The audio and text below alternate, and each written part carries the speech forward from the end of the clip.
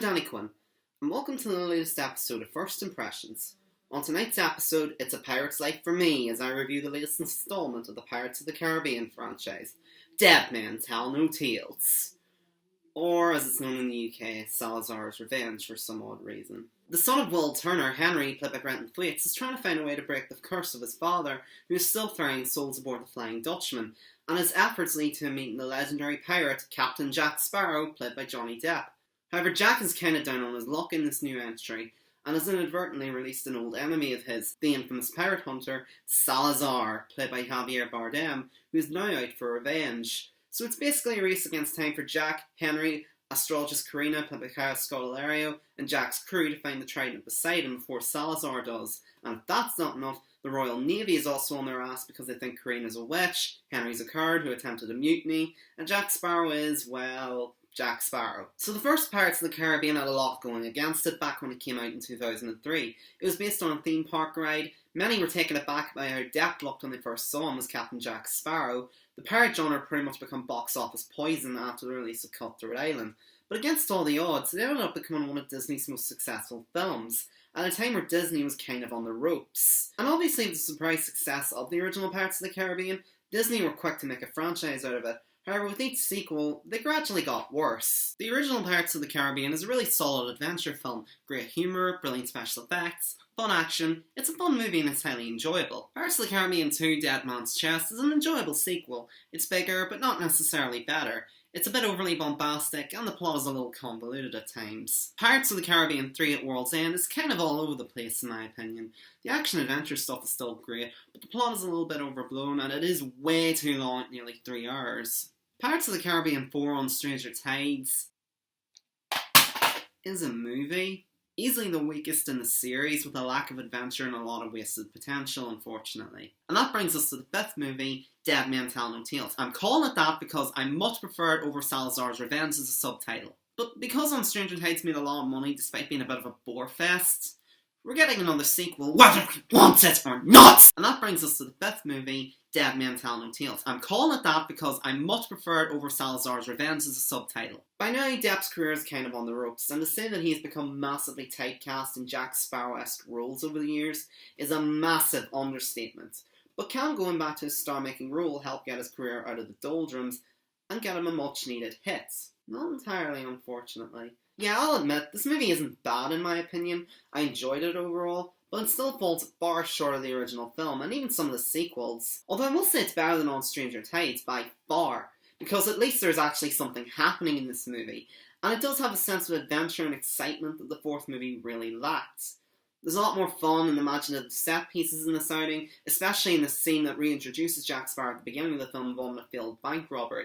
It's a very entertaining set piece with great humour, lots of spectacle and excitement, and the stunt work in this scene is really good. Unfortunately, it's not the only great set piece in the film. I also really like the scene involving a guillotine, which feels right out of the first movie. It really brought to mind some of the scenes where Jack Sparrow is escaping danger. There's some good humour and slapstick. It's a very fun sequence that really goes down as one of the film's highlights. As for Johnny Depp himself, I've always enjoyed his portrayal of Jack Sparrow. Even as the films have gotten progressively weaker, he's still mostly quite entertaining in the role, and you can tell he really enjoys playing the character, and that sense of enjoyment mostly remains in this outing. However, you can't help but escape the feeling that the character himself is just going through the motions, and it's just another wacky Johnny Depp performance. And that isn't helped by the problems of the writing of the character in this outing. Captain Jack Sparrow is crazy, he's mad, he's absolutely mental, yes, but there was always a method to the madness, and you always got the impression that there was some kind of mad genius side to him. However, in this outing, he just comes across as an oblivious idiot who bumbles his way through danger and survives through sheer dumb luck. And that's not how Jack Sparrow works. What's worse is that there is some potential to flesh him out as a character in this movie, because he's fallen on hard times and his career threatening to leave him. However, the movie just sort of glosses over that and continues to present him as this drunken buffoon. But even still, Depp is at the very least somewhat entertaining in this movie, despite the inconsistent writing of Jack Sparrow. And the rest of the cast are very hit or miss. It's nice to see Geoffrey Rush back as Barbossa again. He's easily one of my favourite things about this franchise, even in the fourth movie, where he was very out of character, but here, he's the Barbossa we all know and love. He's cunning, greedy and manipulative, but unfortunately he's not in the movie nearly as much as he was in the previous outings. And there's not much interaction between him and Jack, unfortunately, which means that the rivalry between them is greatly downplayed.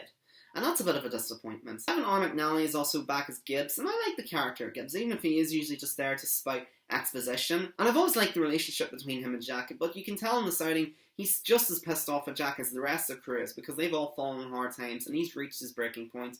But while it is nice to see Gibbs in this outing, he's ultimately just there to be there and doesn't really contribute a whole lot to the movie. And then there's the new characters, including Brenton Thwaite's Henry Turner and Kaya Scodelaro's Karina. They're basically meant to be this movie's Will and Elizabeth, and again, I think they're quite hit or miss. Thwaites, unfortunately, is fairly bland in the part of Henry Turner, so much so to the point that you really pine for the presence of Orlando Bloom of all people. He just doesn't really make much of an impression in the part, and I don't exactly see him headlining many big movies in the future, unfortunately. Scodelario, on the other hand, I think is better as the Elizabeth clone. Like Elizabeth, she's meant to be this very smart, ahead of her time young woman, which is a cliche that Disney seems to have recycled time and time again as of late. She's this astrologist that has been accused of witchcraft, which is initially an amusing gag, but then it's repeated so much that it honestly begins to wear thin almost immediately. Despite this, Scodelario does a fairly good job in the part of Karina, and is nowhere near as bland or as uncharismatic as Thwaites was in his part as Henry Turner. She's got a good sense of humour and is overall fairly likeable in the parts. But easily the main highlight of the new cast for me is Javier Bardem as the main villain, Salazar. He's not a brilliantly written villain, truth be told, but you can at least understand his motivation, and Bardem does a fantastic job in the parts. He's legitimately creepy and unsettling, and the design of him and his crew is absolutely brilliant. I really love the way he looks, and his presence can be honestly quite disturbing at times. However, the character is a little bit let down by the fact that he is basically a mix between Barbossa and Davy Jones from the previous entries. There's a real sense of deja vu to the character, unfortunately. The whole idea that he and his crew are trying to lift a curse, that's borrowed from the first movie. They can't step on land, that's borrowed from Davy Jones in the second and third movies. But despite that, I feel like Bardem's performance and the character itself does make up for all that. He is an entertaining villain and does prove to be a worthy opponent to Jack Sparrow for the most part. Unfortunately, like the other Pirates sequels, this movie suffers from a massive problem with padding. The other sequels have the same problem with scenes that could have either been cut out or shortened considerably, and this movie is unfortunately no exception.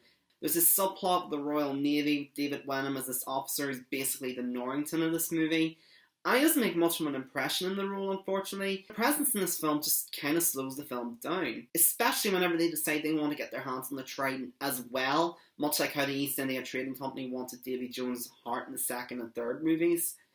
I understand they want to keep the Navy involved in the story, but they could have found a better way of doing so.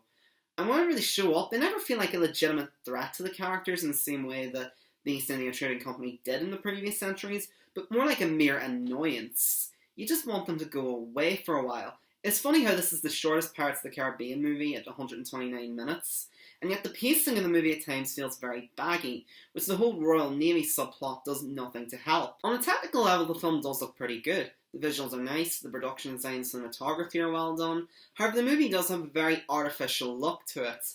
You can kind of tell that a lot of the movie was shot against green screen. To be fair, that is understandable whenever you're doing a big budget effects-laden movie like this, but they could have done a much better job at making it look more believable.